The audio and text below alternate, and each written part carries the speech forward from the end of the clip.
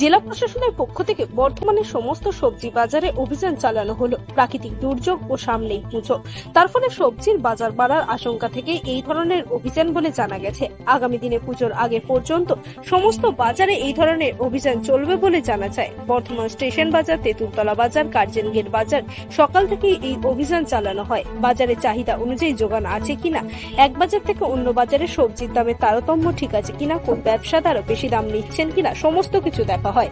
কোন সবজির দাম যদি বেশি নেওয়া হয় তাকে সাবধানও করা হচ্ছে। এই বিষয়ে রবিবার বেলা 12টা নাগাদ কি জানালেন শুনুন। অভিযানটা হচ্ছে গিয়ে বিভিন্ন বাজারে আমরা এসেছি, মানে সমস্ত জিনিসের সবজির রেটগুলো জানার জন্য। যে এবং আমরা বিভিন্ন ভাগে ভাগ হয়ে গেছি। আমাদের একটা ভাগ যেমন তেলতলা বাজারে গেছে, তো সেখানকার আর আমরা ইতিমধ্যে আমরা স্টেশন বাজারটা পরিদর্শন করেছি। সেখানে বিভিন্ন জনের কাছে গিয়ে তাদের বিভিন্ন সবজির রেটটা আমরা নিচ্ছি এবং একটা রেট অন্য বাজারে গিয়ে তার সামঞ্জস্য আছে কিনা বা বেশি বা কম নিচ্ছে কিনা, আমরা এটা যাচাই করার জন্য মূলত এসেছি। এটা আমরা এসেছি বর্ধমান জেলা প্রশাসনের পক্ষ থেকে। হ্যাঁ, ওনাদের ইনস্ট্রাকশনে আমরা আজকে ভিজিট করছি এবং এটা চলবে জেলা শাসকের নির্দেশে আমরা এসেছি।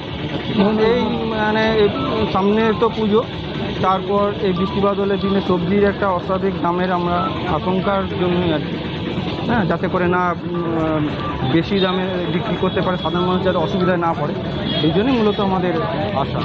সমস্ত বাজারই আমাদের হবে, আজ থেকে শুরু হলো, এটা আমাদের পুজোর আগে পর্যন্ত চলবে। মোটামুটি ঠিকই আছে, তবে কিছু কিছু একটু এদিক সেদিক আছে, আমরা সেটা দেখে নিচ্ছি এবং তাদেরকে বারণ করছি যাতে করে তারা বেশি দাম না নেয়।